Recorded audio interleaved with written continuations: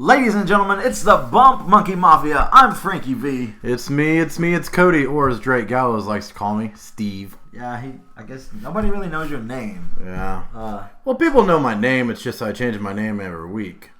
I like the people of the show Saturday, they're like, what's that dude's name? What, the IWR fans? Yes. Oh, well, because you know what I mean, as we do this, I've been Curvaceous Cody the Thriller Hiller. I mean, I've changed my name quite a bit. As you know, where the hell's Tim? Oh, we're missing Tim. I mean, where the hell? I thought he was in the kitchen eating all my wieners. Unfortunately, guys, Double T Turnbuckle Tim is a little under the weather tonight. I think he might have had what I had about a month ago. I'm a little bit of sniffly and coughing as well. I can barely talk as well. So if you hear some coughers, yeah, I'm out of breath. I walked from the refrigerator to the podcast room, the studio here at the house. Oh, man. Man, we had a busy weekend. Busy. Lots of wrestling, brother. Lots of wrestling, man. We hit up Mid-South on Friday. Checked out IWR down in Duncan on Saturday. Clash of Champions Sunday. And then Raw last night. And oh my God, man. I just have to say, all the wrestling we watched this weekend ended on a sour note for me. Yeah? Because Raw was... I don't know. Well, let's go ahead and get into the shitty product of wrestling, which is the WWE first. What do you think? Clash of Champions, what do you think? I loved it. I did love Clash of Champions, man. I thought every match was well put together. They gave them enough time to do a decent match. I do think the Roman Reigns Rusev match went a little long. But man, by the end of it, you were like, I was invested in those two and in that match. But overall, I think it was a solid pay-per-view. It's exactly what Raw needed. Yeah. And then they do what they normally do and drop the ball on. Yeah. I mean, it was pretty good. Definitely the matches were good. I just felt like they could have gave us some more. I mean, the main event kind of ended like I figured it would. I was a little bit disappointed to see Roman win the U.S. Championship, especially this early, and what that feud is probably going to be another 2 or 3 month feud. The girls' match was excellent. I didn't like the ending of it, but I did like the Cesaro and Sheamus deal. They dropped the ball totally on that on Raw. But I mean, if you were looking for some good old wrestling action, it delivered. It might not deliver the outcomes you wanted, but for Raw, I mean, it was better than what I thought. But yeah, then you got to Raw. What do you think about Raw? Dude, I always end up watching like Raw, and then like an hour into it, I'm like, I'm done with this. Like, Dude, you could have went so many directions with Sheamus and Cesaro, and then you decided to pair them as a tag team. I don't understand why. They should have went a different direction with that if that's what they're going to do. They should have had them do one more match. We're like, hey man, end in a draw. We got to have a clear winner. And then end with them two shaking hands in the middle of the ring. Yeah. Be like, hey, I respect you now. You push me to the limits. And then do the tag team thing. Yeah, I don't know. I mean, because the thing is, it's like, this is one of those deals where Cesaro needs a big push. He needs a push, man. And I'm at a loss of words for the way that they've treated this guy. And I mean, Raw needs a face, so why not let Cesaro win that feud? Go on to feud with the Kevin Owens, or maybe get at least a title shot. Put a title around this guy, for good God's sake. A tag team's not going to do anything. I will say the one thing that did frustrate me about Clash of Champions, so used to Night of Champions, I still really feel like they should have pushed Gallows and Anderson. They lost that night, then they lose on Raw. So what the hell are they doing with these guys? I have no idea. They've been around the world. They brought him in to do something with him. They drafted him to Raw to stay away from Styles. And then they bury him, not once but twice. It's the third match they've lost to the New Day. I do think the past week, they've really looked solid. Like, oh, that's the club. They're in there. They're kicking people's butts. They're isolating the ring. Like, that's tag team wrestling, man. Here's the thing. I enjoyed it. But yeah, 2 days in a row. Well, here's the thing. You look maybe a year up the road. New Day's probably going to split. Enzo and Cass, strong chance they eventually split. Might not be a year. those are two guys you keep together as a tag team. Because Gallows, I don't see him as a singles competitor. No. Anderson, maybe. But still, he's got a lot more to help with Gallows than what he would as a singles competitor. I don't know. I just think they buried him a little too soon. And now, you're probably 6 to 8 months away from seeing them get a title push, if it happens. What do you think about the Bailey squash match on Raw, dude? Man, what? They don't know what to do with Bailey. They don't know how to book her. They don't know what to do with her. If they were smart, they wanted to put her in that title match on Sunday. They would have had her feud with Nia Jax or feud with somebody. Here's my thing. I'm tired of them bringing people straight up from NXT and putting them in title matches right away. Oh, you've been up here for a month. Hell, why not? You deserve a title match. Like Finn Balor. Yeah, it was cool to see Finn win that championship. Did he deserve it right away? Probably not. Yeah, but then you think, man, how much talent in NXT is better than what's on the main roster? I don't care if it's better.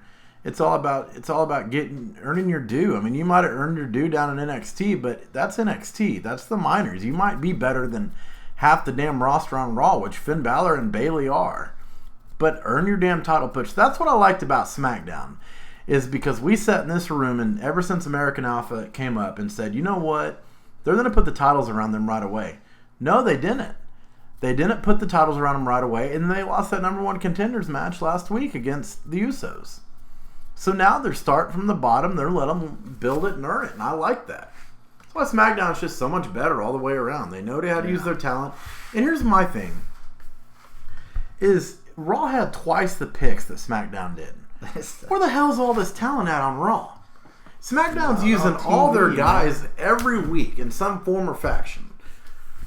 Where the hell's all this talent at? There are elements that are good. There are elements that, this is getting better. But it's just not, for me, coming together completely. And you're just left wanting. Nothing they do makes sense to me. Yet I still watch it because I love wrestling. Well, we watch it because we love wrestling, but not gonna lie, there's been some Mondays recently where I find myself watching highlights rather than watching it and reading it, because it is tough to sit through a 3-hour pay-per-view than sit through a 3-hour Raw. Now, Sunday night give you a little bit of hope for Monday, but then you go back in Monday and it tears you apart. Dude, I was really high on Sunday night. I thought Clash of Champions was excellent, and I was so excited to see where they were going to go with it on Raw. And every single time, dude, you get let down. I'll put it to you like this. The presidential debate had way more action in it than what Raw did. It had a better storyline. It had a better storyline. Just, I don't know, man. I don't know where they're going. My whole thing is, I think the WWE needs to buy TNA. I really think they need to. It may happen. I've just read a report tonight that Bound for Glory is Sunday, and they do not have the funds to air this pay-per-view or funds to put on this show. I don't know, man. They're in a heap of trouble. For number one, it's on pay-per-view, which no one's going to buy that crap. Number two, if they don't have the money, this is Billy Corgan's way of saying, okay, well, if you want to air this, your WrestleMania, you're going to sell this company to me. The WWE needs to buy this, for number one, to put us out of our miseries with TNA. Number two, to dig into that library they have of all that, AJ Styles footage, all that Austin Aries, Samoa Joe, Bobby Roode footage. And think about this, you buy them out, you get a ton of talent. They have talent. Yeah. You bring back Aaron Rex. Damian Sandow would be his name. You get Michael Bennett, which a lot of guys think could be big WWE material. Lashley would be great on Raw. Moose would be great in the WWE in general. What do you think? I heard a couple of reports about bringing Matt Hardy back. I saw that, man. They really like that character. They really want to bring him back. And I think it's going to happen. Dude, I dig broken Matt Hardy. A lot of people don't like it, but I like it. Here's my thing, is why not bring back Matt Hardy? Why would Matt Hardy want to stay in TNA? That's the thing for them TNA's guys. They're living paycheck to paycheck. There's no guarantee that they're even going to get paid. There's no guarantee they're even going to wrestle this Sunday. That's true. Well, I don't know. TNA's just, just let it go, man. Let it go. Bury it. You're never going to be anything more than just crap wrestling, crap storylines. The thing is, they continue to sign guys. They can't put on these shows, but they've got Cody Rhodes now, and I know that wasn't cheap. No. They just started. They signed another female talent too. They signed his wife, Brandy Rhodes. Yes. I just brought in Moose. I just brought in Michael Bennett. They're signing guys to probably pretty lucrative deals too, and they just re-signed Jeff Hardy. I don't know their finances, but it's funny.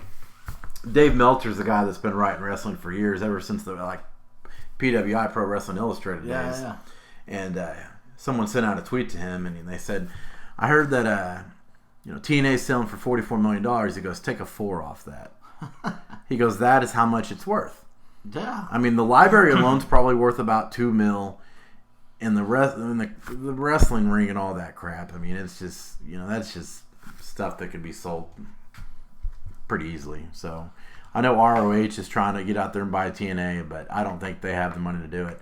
I eventually think what's going to happen is Billy Corgan's going to buy it just because they need to put this show on. But who knows? We don't cover a lot of TNA on this podcast simply because they're too inconsistent. Their shows are good, but I don't watch it. There's not really a way to watch it.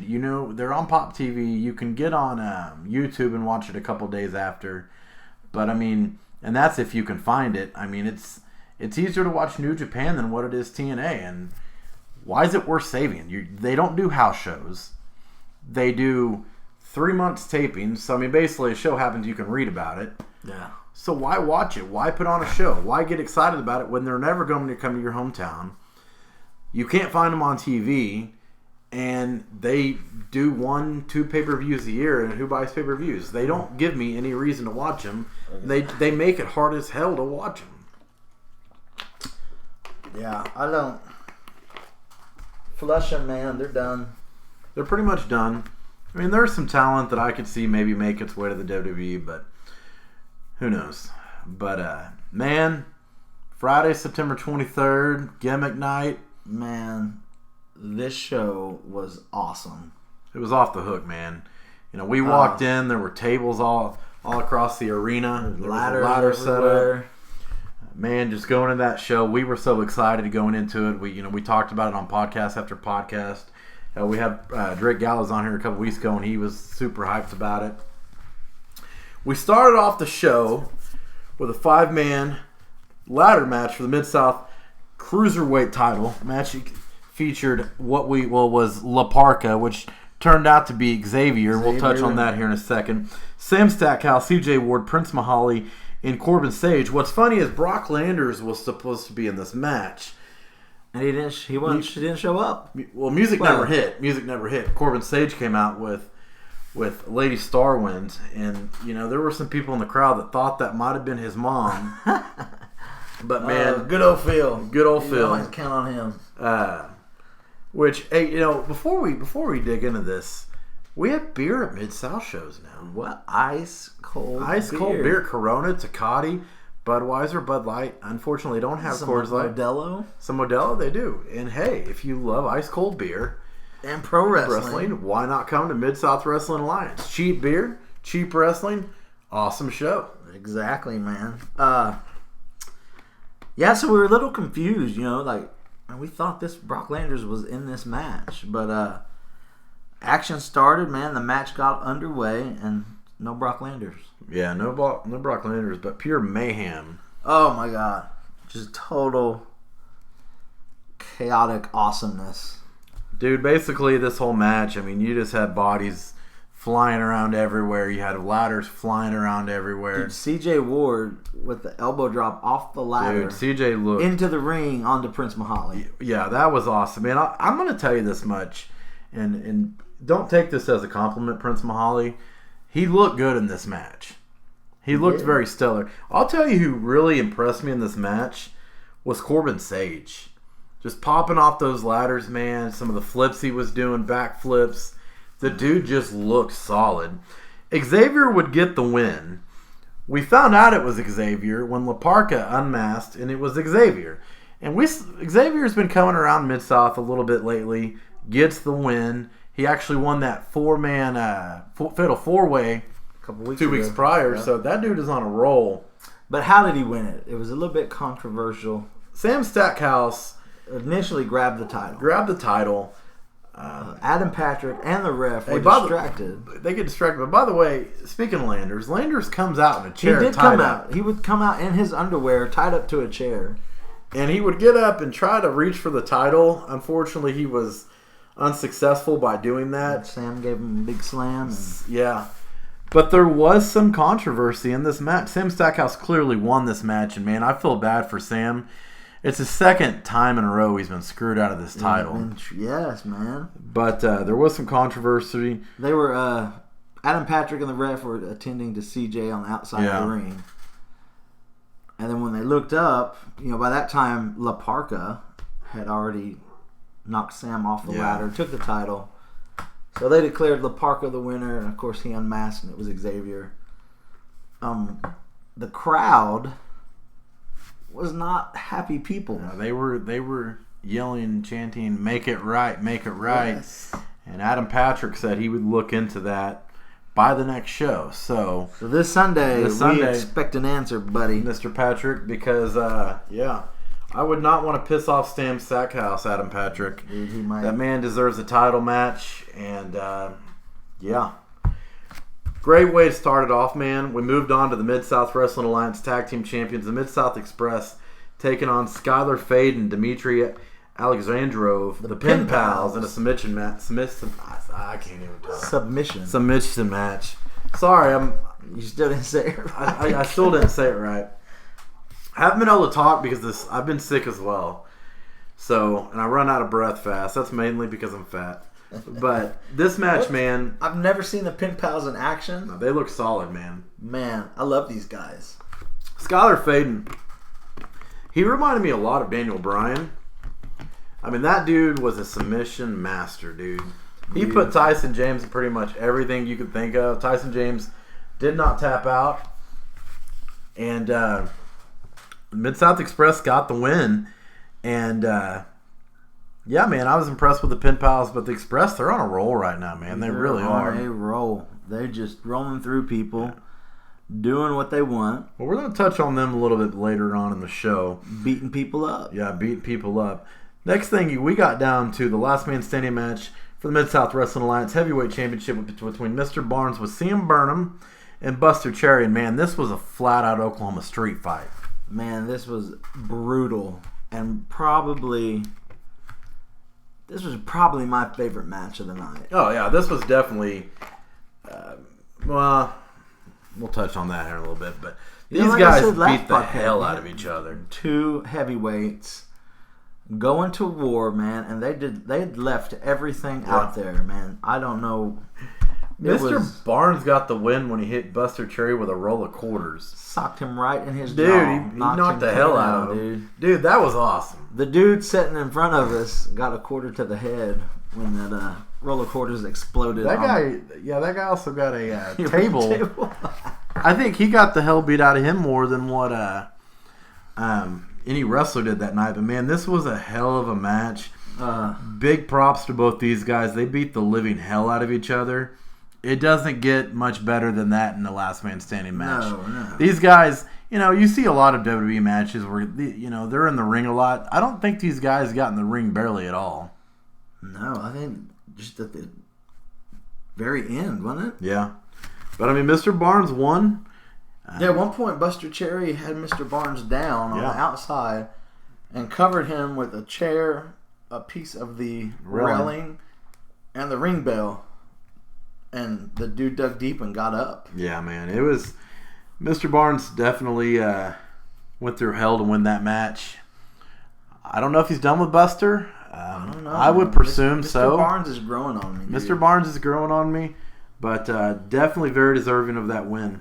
We moved on to what was supposed to be a tag team match between the Saints of Pro Wrestling against Kevin Morgan and Bad Boy. But as many of you saw on the Mid-South Wrestling Alliance Facebook page last week, Bad Boy got sneak attacked by them shady little characters of the Sanders twins and Chaz Sharp, and unable to make the match. Yeah, so they made this a handicap match. Dude, Kevin Morgan went toe for toe But the numbers game finally caught up to them, and the Sanders sisters got the win. And man, it sucks because we're really looking forward to seeing Bad Boy make his in-ring return. Yes. And Kevin Morgan looked good, dude. I mean, he tried the numbers game for a while, and he actually had a lot of success with it.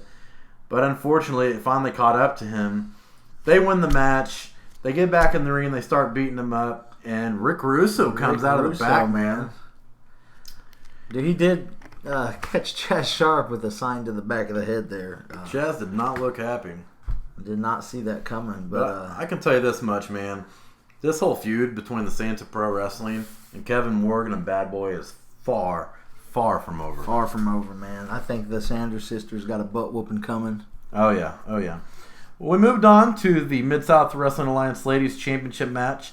A dog collar chain match between Nikki Knight and Skylar Slice, and boy, oh boy, did they bring it. Man, this was the match I was most excited for.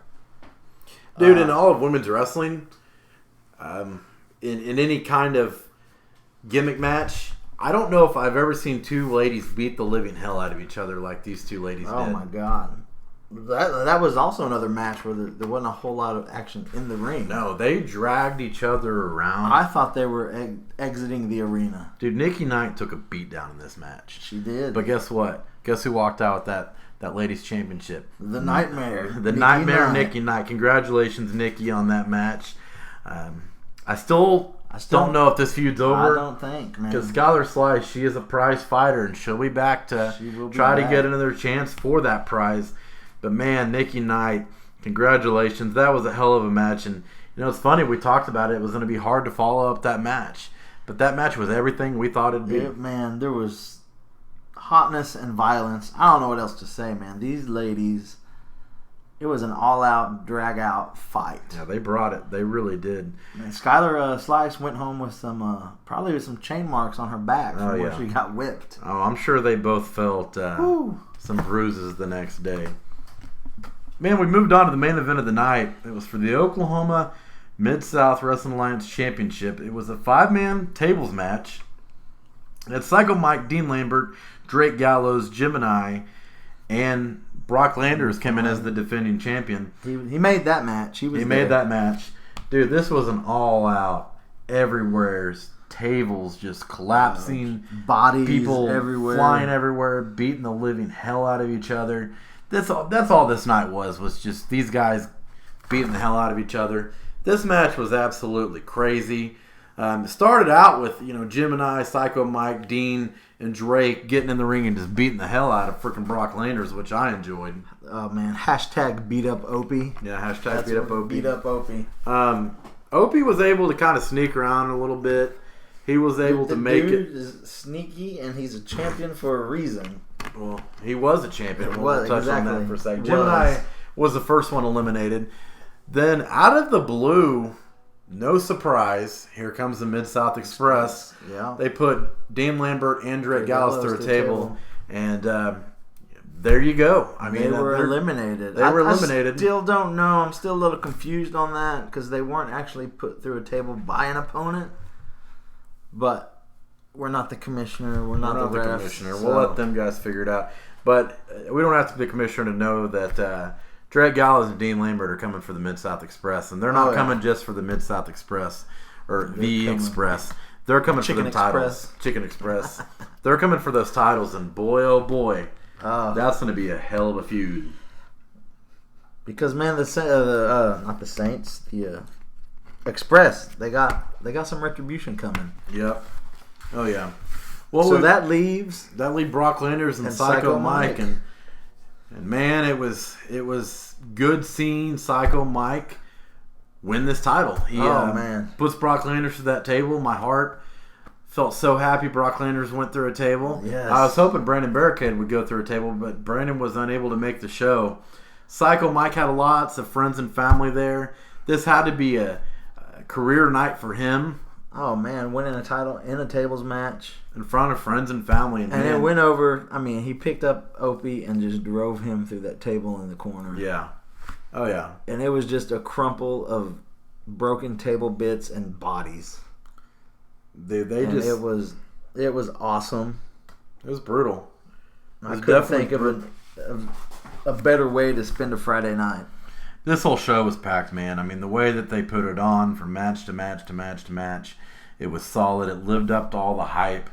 And, if you wanted hardcore, you wanted gimmick, you wanted to see champions put on the line. I mean, this is championships put on the line. Man. This was it. It delivered. So big props to Mid-South for another hell of a show, and to all the guys that put their bodies out on the line so people like us can go watch them do this. And I'd like to thank them for putting on a hell of a show and feeding my wrestling addiction for another 2 weeks. Give me a little fix till Sunday. Fix. We do have a Sunday, so just another shout out to our boy Psycho Mike for winning the title. Yeah. And he was on here a couple weeks ago with an interview. Yeah, and Nikki Knight getting the women's title, man. Congratulations. We do have a show this Sunday, a super show, October 2nd at 3 o'clock. Love them Sunday shows, man. Yes, it is. Give me a second. Them Sunday shows are awesome. Yeah, the first Sunday show we went to was kind of when we started covering Mid-South.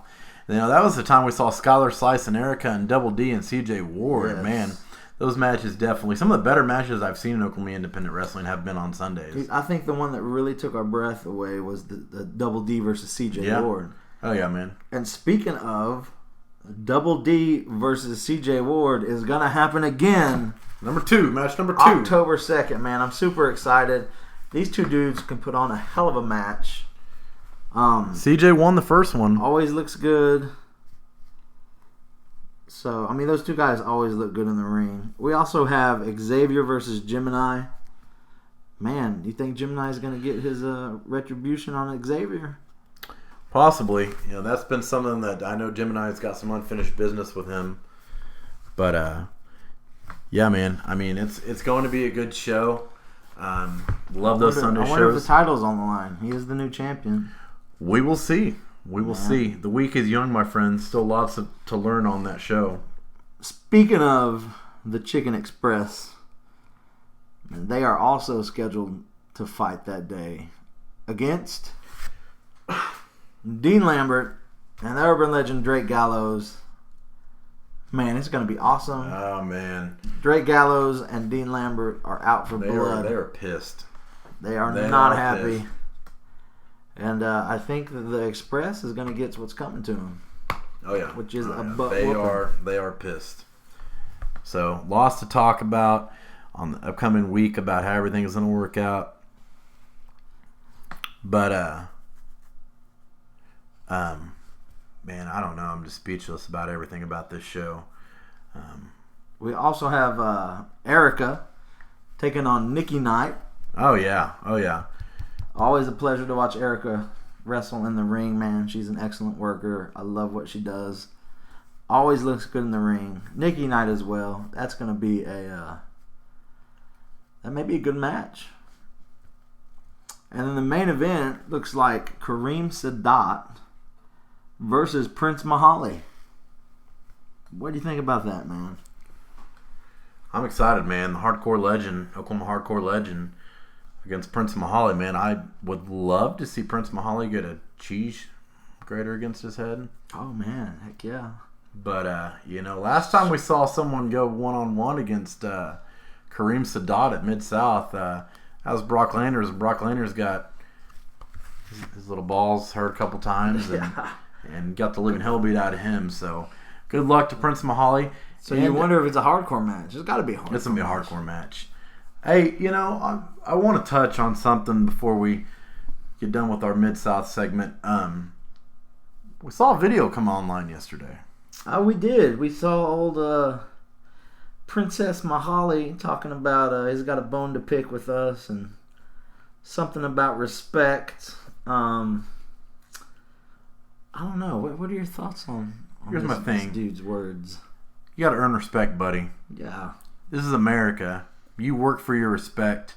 And we might be fat, but just because we're fat doesn't mean that we're poor or that we're white trash or that we're just complete idiots. No. I don't know. You talked about we don't like you because you pray on a prayer rug. We don't like you because you wear a sacred headscarf. That's not what it is. Dude, bro, I got Muslim friends. We don't like you because you're a jackass. And that's the thing. You come out, And dude, do your thing, like whatever. Dude, we know you're a prince. We know you're a prince. People know, hey, Prince Mahali, he's wrestling. No need to come out here and tell us 20 times, I am a prince. But guess what? It doesn't matter if you're the prince of wherever the hell you're the prince of. You're in America now, son. Your little prince, whatever, doesn't mean anything in America. Okay? Once you focus on winning matches, because it's nothing you did on Friday, you haven't won a title yet. You're barely winning anything yet. You need to focus on winning some respect. Then maybe you'll start winning some matches and winning some titles. Bro. For real. But until then, just keep being a jackass on your rug or your doo-doo rug or whatever it is. And, yeah, we're not done with you, buddy. Just saying. We got some... Yeah, we're not done. We're not done. We've got some plans for you, Prince Mahali. Not by a long shot, buddy. But, yeah. Well, that wraps up Mid-South. Mid-South, man. We were not done for the weekend. No, we were not. We got a little bit of sleep Friday night. We headed out to Duncan, Oklahoma for Imperial Wrestling Revolution's Armageddon in Duncan, Oklahoma. Man, this was a solid show, dude. This show was amazing. Well, I wouldn't say it wasn't better than Mid-South. Let's just say that, because Mid-South was way better than IWR's. Drove down to Duncan. We did a Facebook Live. You can check that out on the Facebook page there. Went down there with old Turnbuckle Tim. And, man, we got there, and I was pretty impressed with... They did in the livestock arena, which when we showed up, we walked to the wrong side of the... basically their fairgrounds, I guess you'd say it is, where a bunch of horse crap was. And I'm like, well, this seems pretty fitting. You know, we're going to be, you know, on this side. But it turns out we were on the other side. Walked in. They had everything kind of set up pretty nice. I actually thought they had it set up better than what they did at Oklahomania. $20 at ringside. $20. Paid the $20. Got in right when the first match started. First match was El Fuego de Sol against Ultra Phoenix, Double D, and Aaron Solo in a Fatal 4-Way. El Fuego got the win here. Man, I was super impressed with all four of these guys. We've seen Double D, but this match tore down. Every single one of these guys, man, were awesome. Here's my thing, man. Dude, it was a quality match. I mean, from the talent in the ring to the work they did to the story they told. Excellent. When you're looking at just like straight up wrestling, guys that just get in the ring and they just put on a hell of a show every time they get in. Mid-South's got that with a few of their guys. Saw that with these guys. We've seen Double D in the ring several times. I was very impressed with El Fuego, Ultra Phoenix. Aaron Solo was the heel in this match. Dude, this guy's got a good-looking heel gimmick. He really does. I loved it. This guy has got a future outside of anything in Oklahoma. And there's many of these guys that we'll talk about throughout a review of that as well. That match started out, and boy, oh boy, it delivered. It was a great opening match, I'll tell you that, to get everything going. We started out next with Dane Griffiths against Malico with Insane. Dude, Dane Griffiths comes out, and he goes, well, what I normally do here is I let the fans pick how I win the match. So he gets out of the ring, and he basically starts asking the fans, how do you want me to win this match? And kiddos, specifically. Kiddos, yeah. Younger kids, and they said knock him out. That's exactly what he did to win this match. He knocked out Malico, and this was a great match as well. I loved both the gimmicks in this match. Oh, I loved both guys so much. Dane Griffin's kind of got this red dirt look. What is the red dirt? Wasn't Red Dirt Rebels? I think it was like Renegades. Renegades, yeah, something like that. Love that gimmick. The Malico with Insane gimmick it's gold. Malefico, man, that was with the little dog thing. My daughter loved that dog thing, by the way. Yeah. That is all she talks about this week. Hey, you remember when the little puppy man crawled under the ring? And I was like, yes. Oh man, that Malico deal, that was baffling. I've actually been watching some videos on that, man, and it was a great gimmick. We moved on to Erica and Christy Janes. Now we've seen Erica. She'll be at Mid-South on Sunday. Christy Janes, though, man. She looks solid, dude. Looked very solid. Not to mention, she is a smoking hottie. Yes. She looked very solid. Erica always looks excellent in the ring, man. She's a former NWA Women's Champion. I mean, she always looks solid. She got the win. This was a good match. It was the ladies' portion of the night. Now, Nikki Knight was there. Unfortunately, she did not compete. Yep. We always love to see Nikki over anybody, really. But it was great to see Erica. And Chrissy James, man, hope to see her in the future. Oh, I sure do, man. She that was Jasmine's favorite. Yeah, I think just because she got the headband and she kind of reminded you of the Bayley character a little bit. Yeah, get the kids involved, get the fans involved. And I will say, and we'll touch on this. This was a very family-oriented show where you could get the kids involved, and we'll touch about kind of IWR and our thoughts on the way they do everything once we get done with the review here. Next up, we had Aaron Neal against Mr. Saturday Night, Michael Berry. Yeah. Another good match. We've seen Aaron Neal several times throughout the years. Aaron, man. He does good work. Aaron came out in like this. What would you would describe his little butt flap? His little butt flap. I don't know. And basically, I don't know what it was, but the crowd started chanting USA, USA, and he goes, "I'm from the USA, USA, you idiots." Then he flipped it. He's like, "If y'all are from the USA, I don't want to be from the USA." Aaron Neal definitely was good with the crowd and how to piss them off. Oh yeah. He defeated Michael Berry. Dude, I love the Mr. Saturday Night Michael Berry gimmick, though. I really do. That was a solid match. It was a solid match, man. Aaron always does good work. It was a good 25, 30-minute match, it seemed like almost. Dude, all these matches, they were long. This was a 3.5-hour show, dude. Oh, man. You paid for what you got. We moved on to Andy Dalton defeating Bolt Brady. Still kind of dirty Andy Dalton. Dirty Andy Dalton. Still kind of unfamiliar with some of these names, so be patient with me.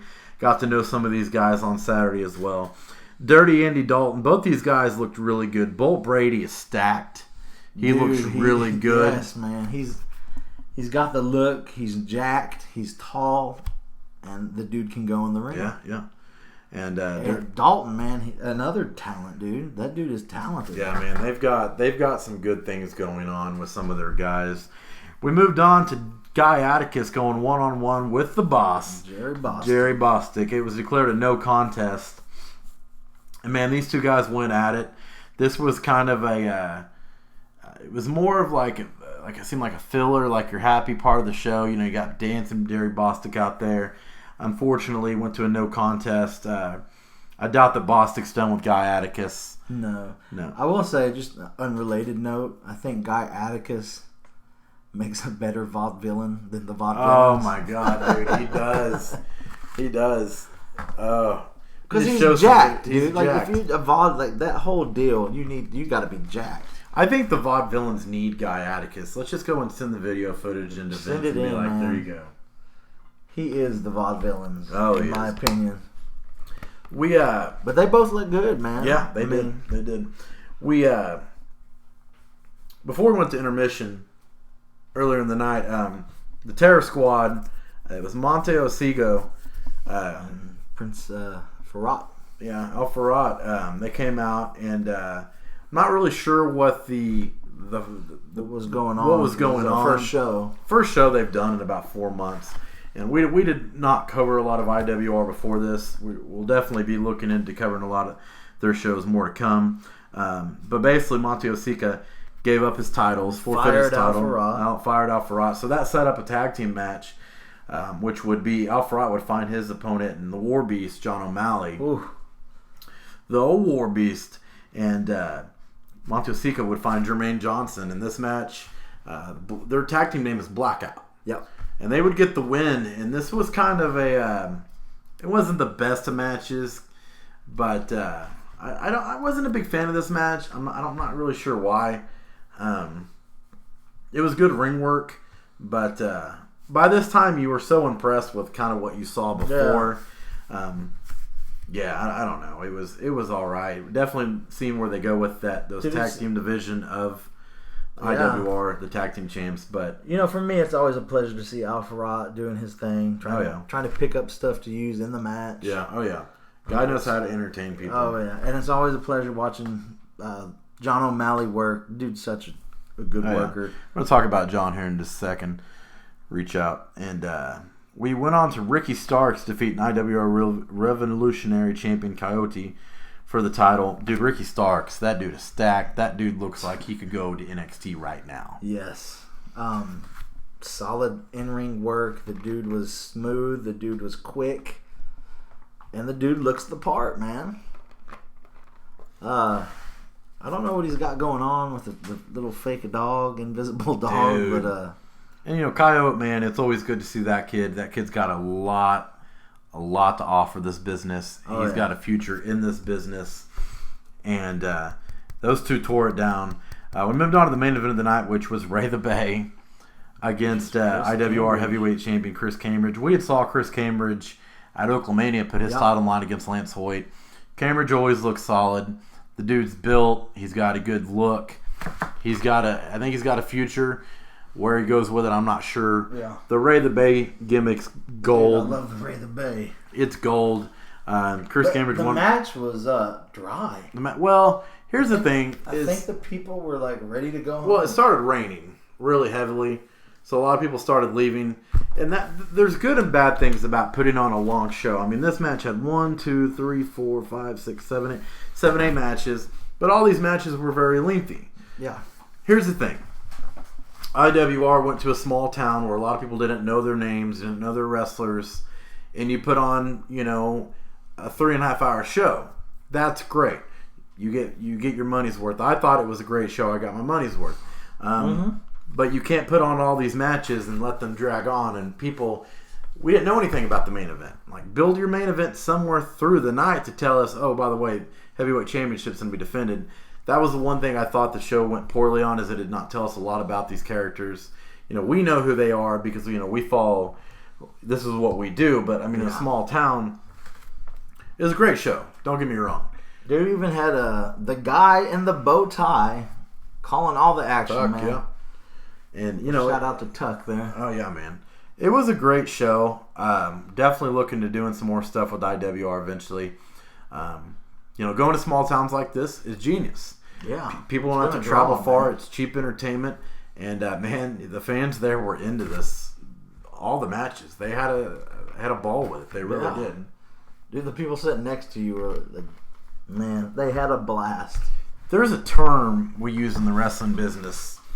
I don't know what that term would be to describe, small town people. But there are those people that love the WWE so much that they just get into this stuff so much they just don't know when to shut up. And, that's not a bad thing. You love wrestling, go for it. Be loud, be proud. Man, that's the whole point of the show. Yeah, that's the whole point of going. They had a great time.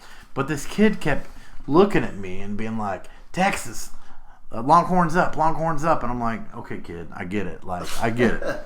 And he just kept, he would do that to Tuck, too. And I'm just like, okay, you love Texas. If you love Texas so much, go live in Texas. But it was our first official road trip as the Butt Monkey Mafia. And, man, we got lots more to come. I would say first official IWR show. Oaklamania was IWR, but it was a big event. This was the first time we were able to see their talent. Guys that in that organization. It did not disappoint. Yeah, a lot of those guys were in that Rumble on Oaklamania. Yeah, and I don't remember a whole lot from those guys, but I was very impressed with what they got going on in IWR. I would love to cover some more of their stuff. Yeah, dude. we're gonna dig into that. We have a lot of stuff between that. We have Mid-South Wrestling Alliance this Sunday. We have Mid-South Wrestling Alliance October 7th. BCW, baby. Guthrie, Oklahoma. October 8th. Logan County Fairgrounds. I'm excited for that. Between that, we have some more Mid-South Wrestling Alliance shows, and we head up to Salina, Kansas, October 30th for XWE.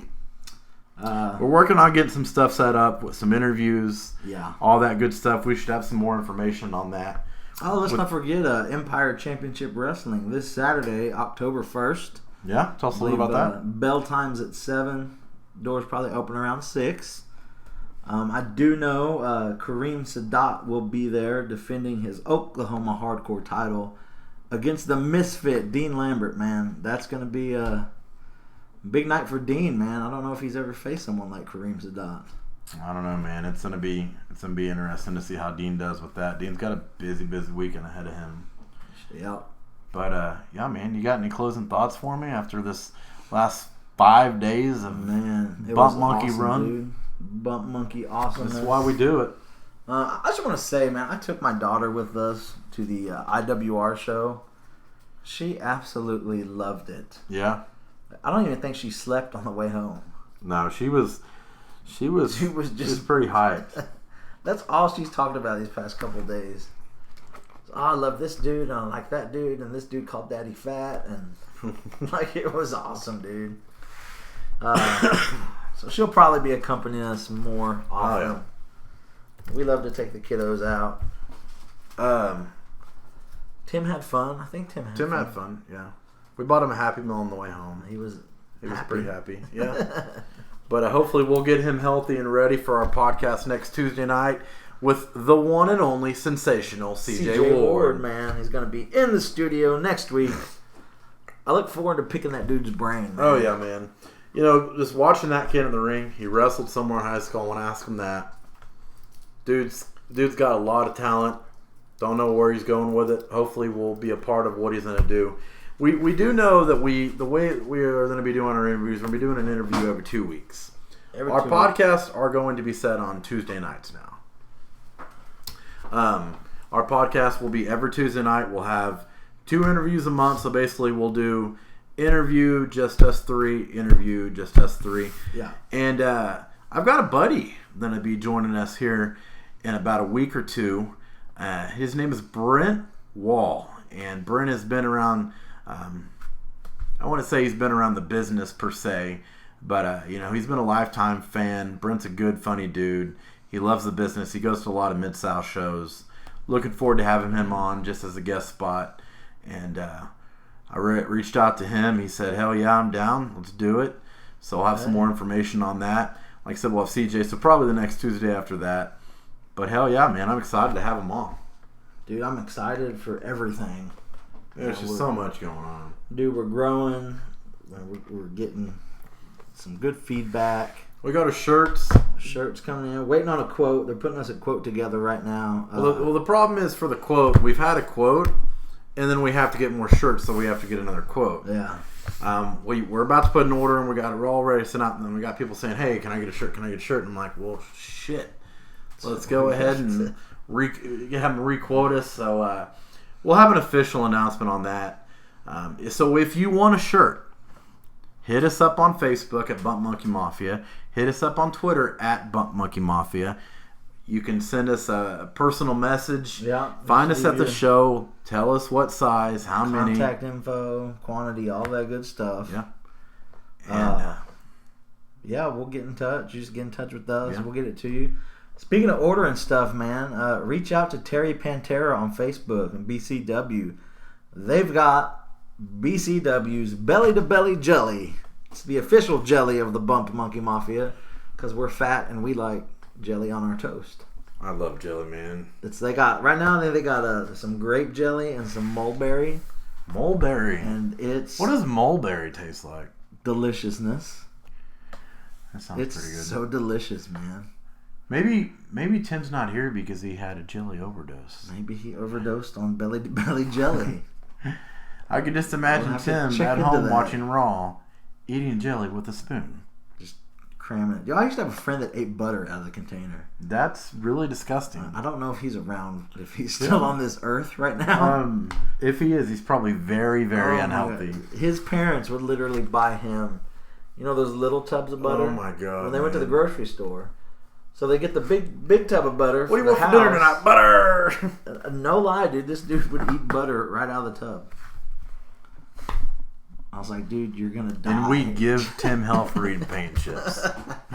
Tim, I know you're going to listen to this podcast, buddy. If you ever start eating butter, call your doctor immediately. We can deal with the paint chips. We can deal with the paint chips, but with butter, the butter farts I cannot do. Oh, man. The butter farts cannot do. Greasy butter farts. Speaking of butter farts, you ever done the milk challenge? You gotta drink a gallon of milk in was like an hour? I've tried to do it. I drank a half a gallon once, and I was dead for 3 days after that. A legit story. My old house, my old roommate, my buddy Nick Stanley, he's like, hey, you try this. And I'm like, all right. So we went to Brahms, got 2 half gallons, because I was like, maybe I can do a little better. I had a half a gallon one to get up, and I'm like, all right, I got to go throw up. I shit like a goose for like 3 days after that, and I was like, I still cannot look at chocolate milk the same. So me and my old buddy Seth and his brother, we're sitting around one Friday night, and we're like, yeah, dude, let's do the milk challenge. So we put some thought into this. My buddy's brother was like, dude, I'm going to get skim milk because it's thin. Oh, my God. Like, I think I can do it. And then my buddy got, regular, like, 2%. My dumb ass bought a gallon of Brahms chocolate milk. I don't know if you ever had Brahms chocolate milk, but it's like drinking a chocolate shake. Oh, yeah, it's pretty thick stuff. It'll beat the hell out of you. I did drink a half a gallon, and I was done. And I shit butter for the next week. That is... And it's a good time. Do it with your friends, folks. It's hilarious, dude. Seth is throwing up. Milk is coming out of his nose, and he's laughing. And we just had a grand old time trying to gorge ourselves in milk and throw up. Well, thinking about all this milk's making me want to go throw up, so... Or have some cookies. Then poop. Yes. So... All right, man. That's all I got for you tonight, buddy. That's all we got, man. As always, you can catch us on Facebook, Bump Monkey Mafia. The official address is facebook.com/Bump Monkeys. That's MONKEYS. And you can always find us on Twitter at Bump Monkey Mafia. Check out our YouTube page, Bump Monkey Mafia. That's where we upload all our podcasts to. I do have some good news moving forward. We're now on SoundCloud. So I will be uploading this later tomorrow probably. And it'll be up on SoundCloud. So we can dig into that. And moving forward with some more options as to where you can listen to our podcast at. Hell yeah. And as always, folks, we appreciate your support. We love you. We thank you. Bump Monkey out. Bump Monkey out. Have a good one, folks.